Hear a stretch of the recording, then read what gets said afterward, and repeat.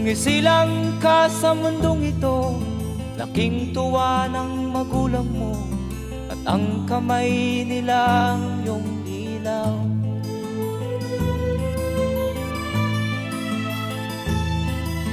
At ang nanay at tatay mo'y di malaman ang gagawin, minamasdan pati pagtulog.